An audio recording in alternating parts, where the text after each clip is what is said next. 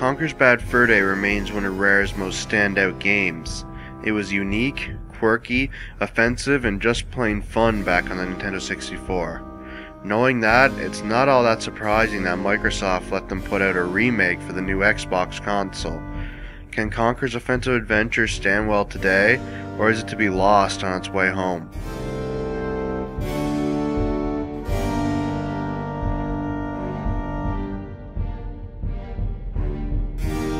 The story hasn't changed, seeing as this is a remake and all that.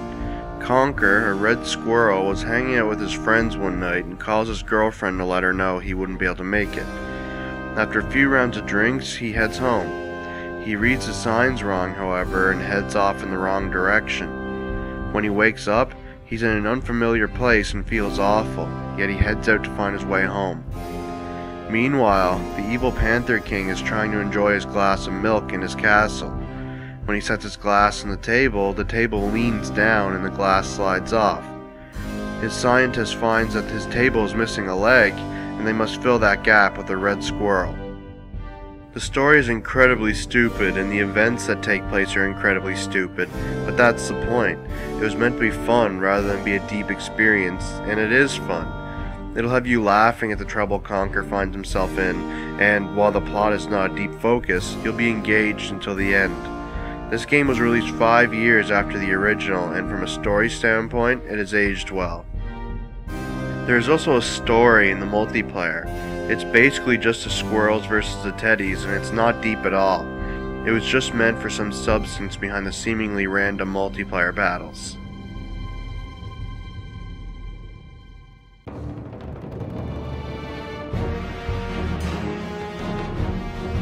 The game is mostly the same as well, though there are a few changes. You still run and jump around as you did on the Nintendo 64. The platforming still feels great, though there are some issues that can get in your nerves and even kill you. You might slide off a platform easier than you should, and there are some sections of the game that are poorly designed. There's one section of the game that has you running up a slim path, and at certain points, a worm monster pops out and throws you off. This forces you to slowly walk up and can really irritate. One difference between the two versions is the fact that the Xbox version has normal enemies. Your frying pan has been replaced with a baseball bat, and you can control differently when you have it equipped. The normal enemies are in the original N64 version, but they are enemies that are defeated by special means there. Here, they are defeated by doing a specific 3-hit combo. This combo can be sort of annoying to pull off due to the specific timing. Another part of the gameplay are the context-sensitive actions. You'll see these B button pads around the world, and pressing B on them causes Conker to perform different actions. What action you perform depends on the situation. These are the main ways Conker interacts with the world, and they are used to solve puzzles. They are entertaining, especially since Conker is self-aware about how they always give him what he needs at that time. They are simple and always do the same thing, but they serve their purpose. The final aspect of gameplay is the multiplayer. The multiplayer has changed drastically from the Nintendo 64 version, which is a huge disappointment. That said, the multiplayer is still fun. There are two teams, the squirrels and the teddies. Unlike the N64 version, which has multiple gameplay modes, this game has multiple stages that have different objectives. The basic gameplay in multiplayer plays a lot like the gunplay scenes in the story mode. It controls like a basic third-person shooter, just with control issues. The basic controls are messed, and I changed them as soon as I could. After I did that, the controls were easier to get the hang of, but it's still confusing. There are different classes in multiplayer, each with different special abilities and weapons.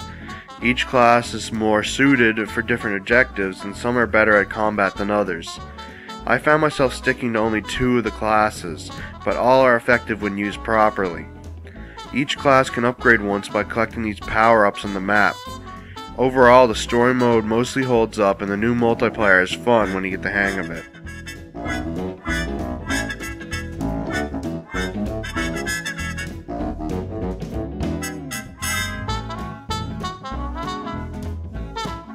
The music is still the fantastic work it was back then, but with the addition of the new multiplayer score, it's even better. The voice work is still the same for the most part, New lines had to be recorded for the Xbox's button scheme, and the voices for the multiplayer portion are all new, and it all remains great. The voice track is more censored than the N64 for some reason. Even still, the audio for this game is rare levels of fantastic.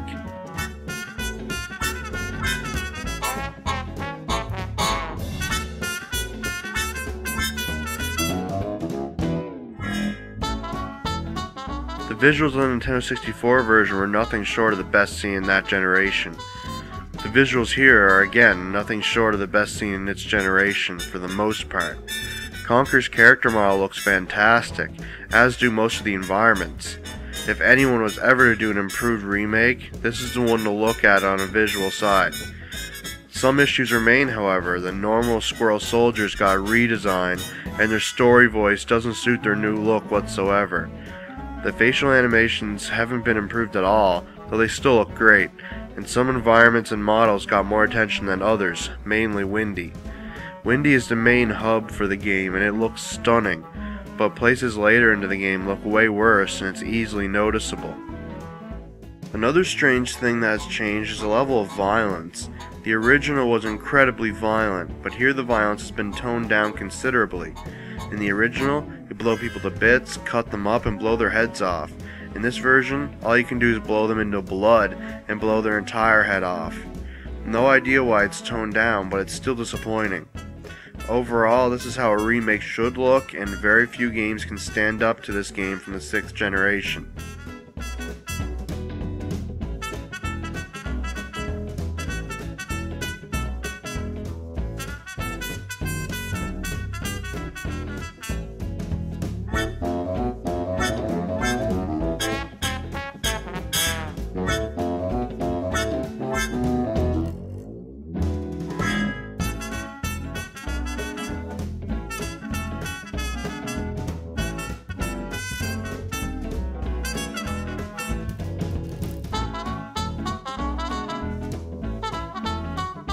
Overall, if you're a fan of Conker's Bad Fur Day or haven't played it before, this is a game to check out.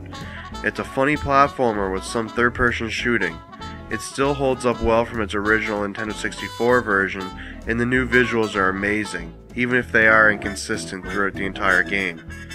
The music is fantastic, and so is the voice work. If you have any interest in a game that's outside the norm, then buy this game. Support Rare's actual games and not what they have become. Conker ends this day with a 9 out of 10.